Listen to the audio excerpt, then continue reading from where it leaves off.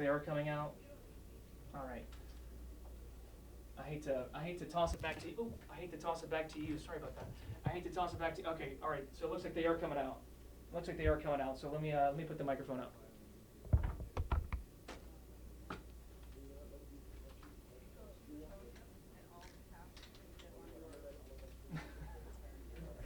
I love live television, Russell, I promise. I feel like opening the door and saying, "Excuse me." He's literally, I just looked through the window and he's right here by the door. So I think it is important to wait just because they're going to give us a better idea. Here we go. Good morning, everyone. If you'll give us just a second, we have a lot of folks coming in here. And we want to show you something very clear, that this is a very unified effort, a very coordinated effort. So good morning. Thank you for being here. FEMA is on the ground in Florida. We have been on the ground for about 48 hours, spending some time in Cross City yesterday. And we are here today to conduct joint field damage assessments. I want to be very clear and underscore the word joint. FEMA's role today is to support the state and to offer guidance and to really gain a deeper understanding of exactly what it is that's happening here.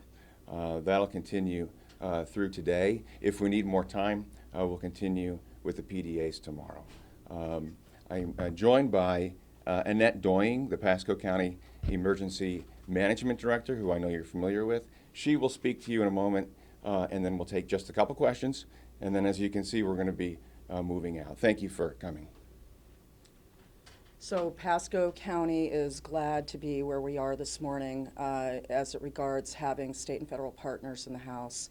You're seeing represented here the Florida Division of Emergency Management. Obviously, as was just told to you, FEMA is here with us. The Small Business Administration out of the federal government is here as well. And it's a large crew. I know some of them. They're familiar to me. They're very qualified and very experienced, and they're very compassionate people. We've already begun to talk about where we will go and what we will see, and it's my hope that the state and federal government determines that Pasco County has suffered significant enough losses that they're able to support our efforts as we move forward towards recovery. And with that, are there any questions?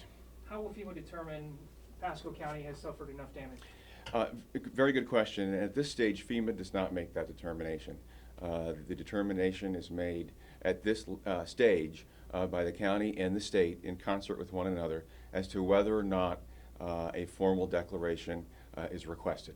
And at that point, if the state and county or counties in this case feel as though there is enough damage warranting a declaration, that information would be provided to the governor, and the governor would make that official request to the president through FEMA. How long does all of that take? How long does that process take? There is no set timeline. Obviously, the state, the locals, and FEMA can recognize what's happening on the ground here. We know that there are areas that continue to be impacted, flooded. Talking with Annette this morning, areas that are inaccessible. So know that with FEMA comes the full cadre of government resources at the federal level should a declaration be issued. I can't give you a timeline on when that might happen. Can you maybe just cover a few of the resources that will be offered? I can't at this point. It would be premature to do that. I can tell you that FEMA is here today. We have individual assistants here. We have the Small Business Administration here. We're joined by local and state officials, and our teams will be going out and looking at damage in this area beginning about 8:45. If we don't finish today, we'll come back tomorrow. If we don't finish tomorrow, we'll come back again. I think the goal here, because of the extent of what we understand has happened, is to move swiftly and quickly. And so what you'll see are experienced teams moving at some points a pretty rapid pace. Know that they are chronicling everything they need to get, and if they need to stop, if they need to visit, if they need to enter a building, they'll do that. But these folks know what they're doing, and they'll be moving pretty quickly. One more question. Does FEMA recommend, or what's their role to the president? They just say, we recommend you stage the disaster or not? That's a really procedural question. I don't know that that's what's important today. What's important today is that we understand exactly what is happening here on the ground. And I want to leave you with one important message that I hope you can help us impart to those impacted who might be watching. Without a declaration of a disaster, without a damage assessment happening, which we're doing today, without any of that happening, residents don't have to wait to mitigate and to clean up. This is really important. We know that there are public health issues and this kind of thing out there. Residents can immediately begin cleaning up and documenting, photographing, doing whatever they have to make their property safe and livable to the extent that they can do that. Please don't wait. That can happen now. Thank you. I know a lot of you are going to be joining us on the tour. About 8:45 we'll be leaving, and I'll be around if there are additional questions. Thank you. As you can see, we've got to move. Thank you. Can you please say your name and just spell it? It's Ryan, R-Y-A-N, Deal, D-E-A-L, and I'm with FEMA Region 4. Thank you.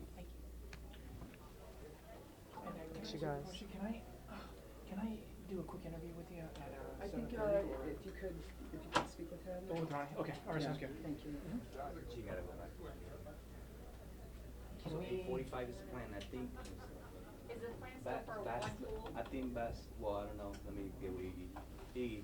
Bass Lake, that's the plan, maybe first there? Yeah, Bass Yeah. Lake maybe first. Yeah, we're gonna, what we'll do is that we'll do Bass Lake first. What I'm gonna do is find out the logistics of everything right now, find out where the vehicles are